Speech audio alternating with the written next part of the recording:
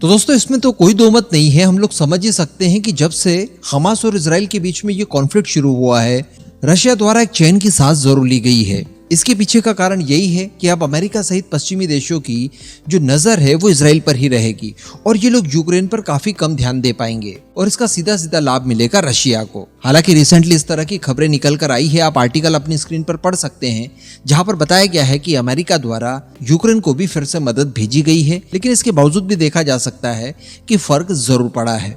अब ऐसी परिस्थिति में पुतिन भी कभी नहीं चाहेंगे कि इजराइल हमास का कॉन्फ्लिक्ट आसानी से बंद हो जाए। ये जितने लंबे समय तक चलेगा, पुतिन को उतना ज्यादा एडवांटेज अपने युद्ध में होगा।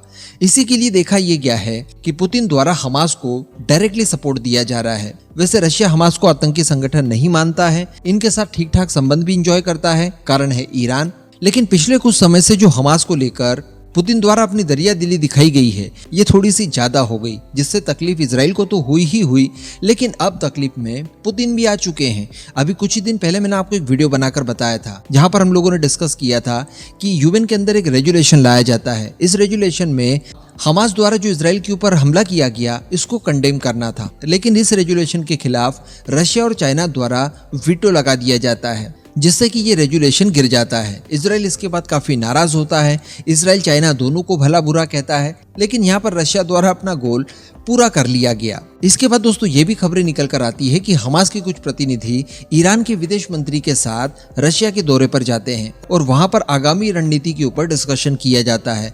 तो अल्टीमेटली देखने के लिए ये मिला है कि रशिया द्वारा बहुत ज्यादा समर्थन इस समय दिया जा रहा है हमास को। इसके अलावा गाजा के सिविलियंस का सहारा लेते हुए रशिया द्वारा दूसरे तरीकों से भी कई बार सपोर्ट दिखाया गया और साथ ही युद्ध विराम के लिए भी कहा गया। अब इन सब चीजों को बारीकी से रशिया के अंदर के लोग भी देख रहे थे और रशिया के अंदर भी काफी बड़ी मात्रा में एंटी इजराइल लोग आपको मिल जाएंगे, जो कि इस समय गाजा के नाम पर सीधे सीधे हमास को समर्थन दे रहे हैं। और इन्हीं के द्वारा जब देखा गया कि हमारा देश रशिया और हमारे राष्ट्रपति इनको इतना समर्थन दे रहे हैं, तो हर हाल में हम लोग अब वो सब कुछ कर सकते हैं जो कि हम लोग करना चाहते हैं। अब इन्हीं सब कारणों की वजह से दोस्तों हुआ ये कि 29 अक्टूबर को आधी रात को लगभग रूस के दागिस्तान क्षेत्र स्थित एक एयरपोर्ट है, वहां पर भारी भीड़ उमड़ जाती है, जो कि पैलेस्टीन को समर्थन कर रहे थे, उनके झंडे वगैरह लहरा रहे थे, नारेबाजी कर रहे थे। और इसके पीछे का कारण ये था कि इजराइल से एक यात्री प्लेन यहाँ पर लैंड करता है। अब ये जो भीड़ पैलेस्टीन के समर्थन में यहाँ पर उतरी थी, जो नारेबाजी कर रही थी,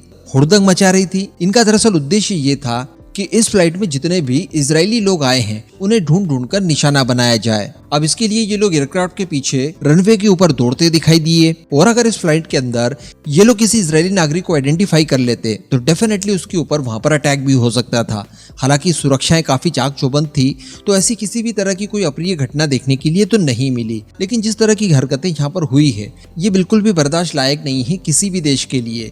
पुतिन के लिए तो बिल्कुल भी नहीं। पुतिन ने कभी कल्पना नहीं की थी कि उनके देश में भी इस तरह की कोई गतिविधि हो जाएगी, क्योंकि आज से पहले हम लोगों ने शायद ही कभी इस तरह की घटनाओं के बारे में सुना हो जो रशिया में घटित हुई हो। तो ये डिसएडवांटेज उसी बात का है जो कि पुतिन द्वारा लगातार हमास को समर्थन दिया जा रहा था, डायरेक्टली इनडायरेक्टली। लेकिन जैसे ही दोस्तों ये घटना घटित होती है, उसके बाद पुतिन काफी ज्यादा नाराज हो जाते हैं और इस नाराजगी के दौरान ये आरोप भी लगाए जाते हैं कि ये जो कुछ भी घटना घटित हुई है, इसके पीछे अमेरिका, पश्चिमी देश और यूक्रेन शामिल है। क्योंकि वैसे तो कोई घटना ज्यादा बड़ी घटित हुई नहीं, लेकिन इतनी भीड़ का जमा हो जाना, किसी फ्लाइट के पीछे दौड़ना और वहां पर टारगेट किलिंग की कोशिशें करना, अल्टीमेटली ये घटना काफी बड़ा रूप ले सकती थी। इस वजह से इस घटना को काफी ज्यादा कंडेम किया गया अमेरिका की तरफ से, और वो भी संयुक्त राष्ट्र सभा में। तो इन सब चीजों को लेकर पुतिन द्वारा अमेरिका और यूक्रेन पर आरोप लगा दिए गए और आगे ये कहा गया कि ये लोग रशिया के अंदर अशांति फैलाना चाहते हैं, इस वजह से इन्होंने साजिशन ये सारी घटनाएं करवाई है। हालांकि इसके तत्काल बाद यूक्रेन ने इससे पल्ला झाड़ लिया और यूक्रेनियन राष्ट्रपति के जो सलाहकार हैं, उन्होंने कहा कि देखिए, हमारी इसमें कोई भी भूमिका नहीं है,